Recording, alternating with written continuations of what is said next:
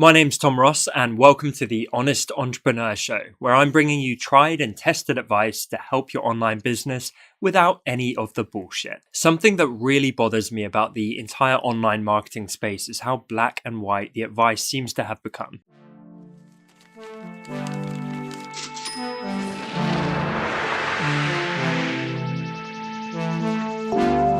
Today, I want to look at when does motivational advice stop being motivational and start being harmful? Do any of these sound familiar to you? Work harder. If you're not passionate 100% of the time, then you're not doing the right kind of work. If you're grateful, then you should have unlimited energy. Moaning is never acceptable. Negativity is cancer. Be more productive in your day. Try this hack. The list goes on and on. Today, I want to take a look at how entrepreneurs are often preaching these extreme ideas and how they can become pretty dangerous. To start with, ideas such as this do carry a lot of truth. After all, of course, it's a good thing to work more efficiently, become more humble or grateful or positive, or get more stuff done or enjoy your work more. All of that stuff is, of course, true. And therefore, you find a lot of influencers and everyday entrepreneurs pumping out these ideas in the form of memes and other types of content.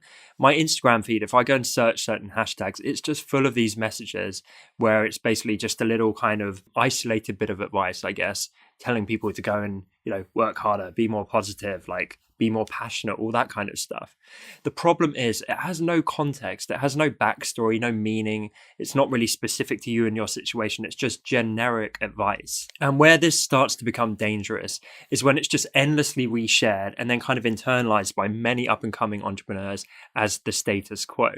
And like I say, because it's got no context, it's just these kind of blindly regurgitated messages that are out in the ether. Let me give you an example. So a good idea might be manage your time better and get more done in your day, right? That's a good concept, but it lacks context. So what I've been doing recently is I've been trying to halve my meeting times so that I can pack more stuff into my day because I'm not currently able to keep on top of stuff because we're so busy. So the meme version of this might look something like, half your meeting times and get twice as much stuff done, right? Sounds good in principle, but often the people creating these memes and this content, they haven't actually lived it. They haven't tried it themselves. So they're just pumping out this advice because it kind of sounds good.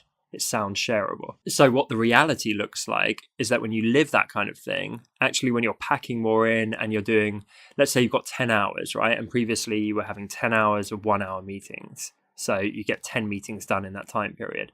Suddenly you're able to get 20 meetings done in 10 hours because you're having a meeting every 30 minutes. But that isn't the reality. The reality is actually that when you're working this much more and packing more in, you get tired more quickly. So actually, it might be that you could only do this for 6 hours, not for 10. But it actually does work because in 6 hours, you can get 12 meetings done, which is more than the 10 meetings you got done in 10 hours. You see what I mean? As soon as you actually execute on this and dig below the surface, there's a lot more to it than just half your meeting times and get more done.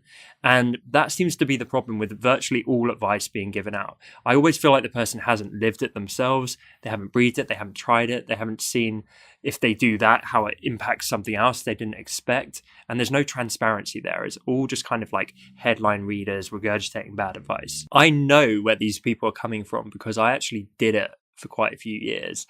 I was so guilty. I would just what I do, I'd either read something like a headline or part of an article, and I'd regurgitate that in my own article, my own post or whatever it might be. And I'd think, yeah, that's good advice. Sounds good to me. And I'd share it and it would start to spread. Or I'd conceive of a more original idea than that, but I wouldn't actually go and test it out. So I'd just come up with these endless theories in my head. I'd be like, okay, yeah, I guess that kind of works out mentally.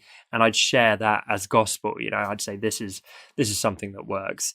And I wasn't doing that from any kind of ill will. I just kind of thought that's how these things were done. I was naive at the time. I didn't realize the damage that could have. So what does work? In terms of your content, the truth always works. So me doing an article and saying, I tried this hack of halving my meeting times, but actually after 2 weeks, I was a physical and mental wreck because I couldn't sustain it.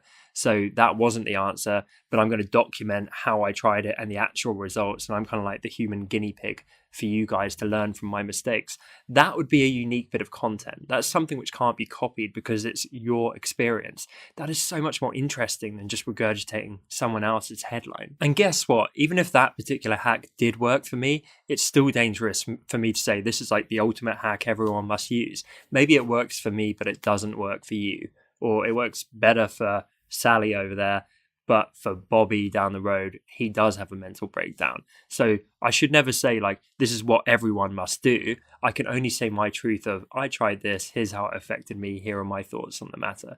When it's that black and white kind of like, everyone needs to do this super new shiny tactic, that's where it kind of descends into entrepreneurial madness. So next time some A-lister or some guru or even little old me gives you some advice, realize that you need to try it for yourself. First of all, actually be savvy, like consuming the media or the news, right? Don't just accept what someone gives you, whether you look up to them or not. Really try and actually think about it. Like, does this make sense? Like, does this seem shady? Is this going to work for me? Does it seem like a good fit? And then try it and actually listen to yourself, to your mind and your body, and pay attention to the results. It's that which is going to actually get you using the advice which is going to work for you and kind of realizing the advice that doesn't. When you're blindly accepting what comes your way, it is a recipe for disaster. And again, that's something I lived for a lot of years. And this absolutely goes far beyond just hustle and productivity advice. It goes for virtually any advice that you will consume online or otherwise. Just be more discerning as a consumer. That's what I would implore all of you to do. Looking at my own advice in this show, I know that I've lived it and I know that it makes sense. But even if it does kind of make sense for you in a conceptual kind of way, maybe it's not applicable to where you're at with your business. Let me give you an example. I've done episodes talking all about building community. This is a long-term play to actually build a brand and build an audience around what you're doing. But my hack of like messaging your current Instagram followers a message of thanks and appreciation, asking for nothing in return, that's super effective for building community, which is going to benefit you in 5 years. But if your current situation is you urgently need to put money on the table for your family and you're absolutely screwed if you don't bring in that next paycheck, that's just about the worst thing you could do because it's a long-term play, not a short-term earner. So if you're in that situation, I would want to talk to you about immediately going and like doing whatever work you could to bring in some money and pitching people and going for those kind of short-term deals. So always think about your context and your situation as a consumer of information online. Pretty short episode today, guys, but I wanted to put this out as almost like a public service announcement because I've fallen into this trap so many times. I see so many other people falling into this trap as well. So if a few of you can hopefully come away from this episode with your eyes more open and be more savvy as consumers of content, be more diligent, think about the context, pay attention to what's working for you, that would make me immeasurably happy and I'm sure it will benefit you too. So thank you so much for tuning in. As always, it means the world and I will talk to you guys soon.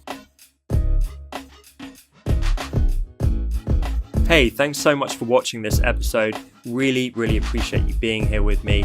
If you haven't yet, please do subscribe right here on YouTube. Remember, tick the little bell icon so that you get proper notifications. I really hope you're enjoying the show. I hope you'll stick around for the upcoming episodes. I really want to keep bringing you as much value as possible. So thank you so much for your time and I'll see you guys soon.